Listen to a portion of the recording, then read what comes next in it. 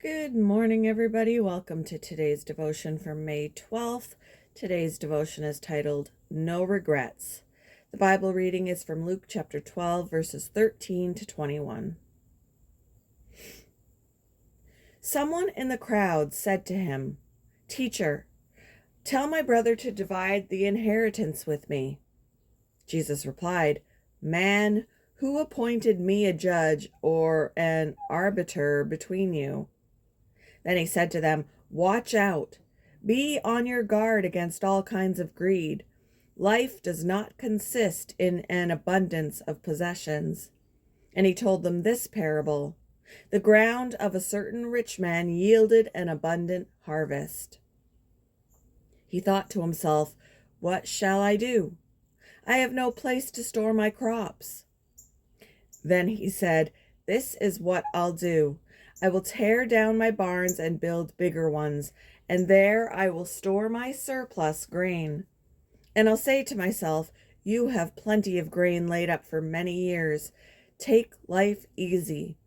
Eat, drink, and be merry." But God said to him, "You fool! This very night your life will be demanded from you. Then who will get what you have prepared for yourself? This is how it will be with whomever stores up things for themselves, but is not rich toward God."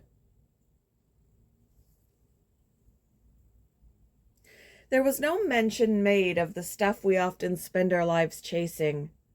That's what palliative care nurse Bronnie Ware discovered as she sat with the dying. She intentionally questioned them. Would you do anything differently if you could do it again? Common themes surfaced, and she compiled a list of the top 5 regrets of the dying. 1. I wish I'd had the courage to live a life true to myself. 2. I wish I hadn't worked so hard. 3. I wish I'd had the courage to express my feelings. 4. I wish I had stayed in touch with my friends. And 5. I wish I'd let myself be happier.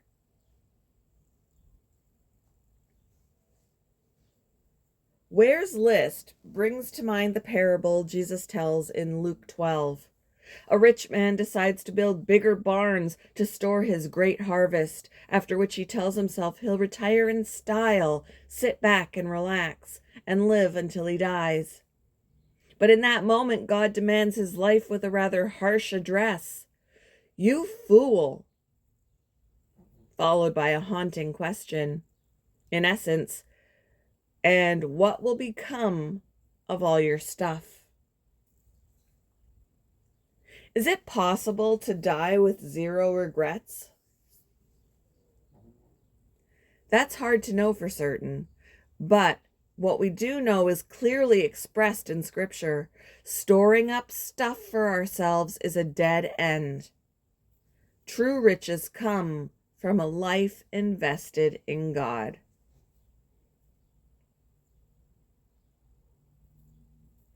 What if your life was demanded of you today? Would wise or foolish be applied to you, and why?